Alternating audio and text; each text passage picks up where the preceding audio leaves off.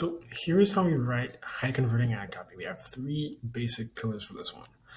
First thing we do is we lead with the outcome and we follow with facts. This is important because this is a pretty big deal here. Now, what I mean by this is you want to start off with the outcome. Here's an example of this. We began with a fact that's also an outcome, burning calories.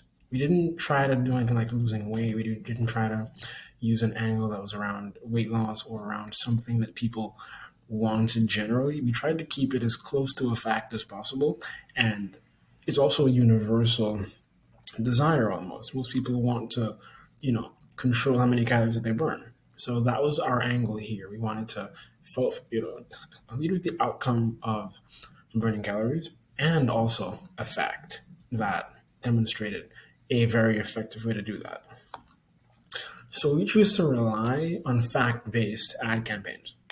We try to avoid as much as possible campaigns that are based on opinions, like the best whatever, etc. We try to make our campaigns rooted in facts so that people can argue with them. And more importantly, because people are smart and they will put the facts and the potential outcome together and decide that this is a good product to buy. People are not sensitive to opinions from brands also. That's a very basic understanding. People tend to not value brand opinions too much, rightly so, because brands are obviously a bit biased. And we want to lead with the outcome that the prospect wants. That way the facts have a context to fill. So what that means essentially is you don't want to give the facts first because the facts don't really matter unless they have a certain context that makes them important. For example, if you're talking about how loud a car is, the classic Ogilvy ad basically talks about the loudest noise in the car coming from the electric clock. The problem there is he solved it because he's talking about loudness and noise. So when he goes through the rest of the facts about that car, they make sense because they're in the context of high quality, the car being a very good buy, etc. In cases of visual products, you want the outcome to take an even more dominant role. You don't need to include the facts as much. And if you do, they're more of a bonus. So for example, if you're selling something like, let's say, decorative pillows or just like decoration, like decorative home goods, in cases like that, you want to have a bit of aspirational copy style and not as much, you don't need as much focus on the facts and the particulars. You can have a headline, something like, make your home your own. And if the visuals are up to par, that will drive conversions very easily. Next thing is pacing and spacing. People don't want to read lots of text. People process bullet points and they read bullet points more easily, especially online.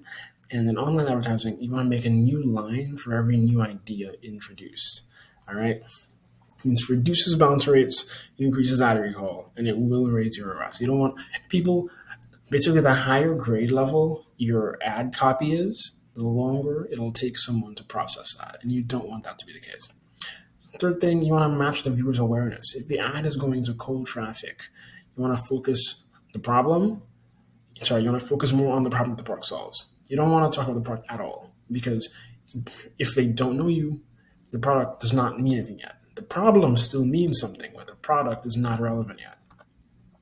If you're running an ad to warm or hot traffic, you want to focus a lot more on the product and its details. That way, you since they're familiar with it, it makes more sense to do that, and they're more interested in that. And the problem might be old news to them, all right? If you're talking about a new product, or if you're going to a new person that has never heard of you before, you want to always focus more on the problem than the solution. And that is generally it. That's how we do it. This is our first basic three pillars on how we design effective campaigns.